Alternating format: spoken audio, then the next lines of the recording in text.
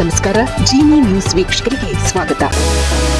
ಭಾರತದ ಚಿನ್ನದ ಹುಡುಗಿ ಎಂದೇ ಖ್ಯಾತರಾಗಿರುವ ಪಿಟಿ ಉಷಾ ಅವರ ಪತಿ ಹಾಗೂ ಮಾಜಿ ಕಬಡ್ಡಿ ಆಟಗಾರ ವಿ ಶ್ರೀನಿವಾಸನ್ ಅವರು ಇಂದು ಮುಂಜಾನೆ ಕೇರಳದ ಕೋಯಿಕೋಡ್ ಜಿಲ್ಲೆಯ ಪಯೋಲಿಯಲ್ಲಿರುವ ತಮ್ಮ ನಿವಾಸದಲ್ಲಿ ನಿಧನರಾಗಿದ್ದಾರೆ.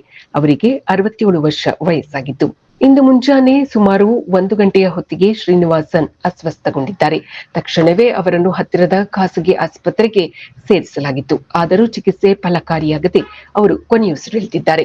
ಘಟನೆಯ ಸಮಯದಲ್ಲಿ ಪಿಟಿ ಉಷಾ ಅವರು ಸಂಸತ್ತಿನ ಅಧಿವೇಶನದಲ್ಲಿ ಭಾಗವಹಿಸಲು ದೆಹಲಿಯಲ್ಲಿದ್ದರು. ಸುದ್ದಿ ತಿಳಿಯುತ್ತಿದ್ದಂತೆ ಅವರು ದೆಹಲಿಯಿಂದ ಕೇರಳಕ್ಕೆ ಪ್ರಯಾಣ ಬೆಳೆಸಿದ್ದಾರೆ. ಶ್ರೀನಿವಾಸನ್ ಅವರು ಮಲಪ್ಪುರಂ ಜಿಲ್ಲೆಯ ಪೊನ್ನಾನಿಯವರಾಗಿದ್ದು, ಕೇಂದ್ರ ಕೈಗಾರಿಕಾ ಭದ್ರತಾ ಪಡೆಯ ನಿವೃತ್ತ ಅಧಿಕಾರಿಯೂ ಸಹ ಆಗಿದ್ದರು. ಸ್ವತಃ ಉತ್ತಮ ಕಬಡ್ಡಿ ಆಟಗಾರರಾಗಿದ್ದ ಅವರು ಪಿಟಿ ಉಷಾ ಅವರ ಕ್ರೀಡಾ ವೃತ್ತಿ ಜೀವನದ ಉದ್ದಕ್ಕೂ ದೊಡ್ಡ ಬೆಂಬಲವಾಗಿದ್ದರು. ಉಷಾ ಸ್ಕೂಲ್ ಆಫ್ ಅಥ್ಲೆಟಿಕ್ಸ್ ಸ್ಥಾಪನೆಯಲ್ಲಿ ಇವರ ಪಾತ್ರ ಪ್ರಮುಖವಾಗಿತ್ತು. 1991ರಲ್ಲಿ ಪಿಟಿ ಉಷಾ ಅವರನ್ನು ವಿವಾಹವಾಗಿದ್ದ ಇವರಿಗೆ ಡಾಕ್ಟರ್ ಉಜ್ವಲ್ ವಿಘ್ನೇಶ್ ಎಂಬ ಪುತ್ರನಿದ್ದಾನೆ. ಶ್ರೀನಿವಾಸನ್ ಅವರ ನಿಧನಕ್ಕೆ ಪ್ರಧಾನಿ ನರೇಂದ್ರ ಮೋದಿ ತೀವ್ರ ಸಂತಾಪ ಸೂಚಿಸಿದ್ದಾರೆ. ಪಿಟಿ ಉಷಾ ಅವರಿಗೆ ದೂರವಾಣಿ ಕರೆ ಮಾಡಿದ ಪ್ರಧಾನಿ ಅವರು, ಶ್ರೀನಿವಾಸನ್ ಅವರು ಉಷಾ ಅವರ ಸಾಧನೆಗಳ ಹಿಂದೆ ದೊಡ್ಡ ಶಕ್ತಿಯಾಗಿ ನಿಂತಿದ್ದರು. ಅವರ ನಿಧನವು ಅತ್ಯಂತ ದುಃಖದ ಸಂಗತಿ ಎಂದು ಸಾಂತ್ವನ ಹೇಳಿದ್ದಾರೆ.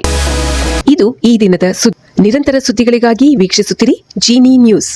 ನಮಸ್ಕಾರ.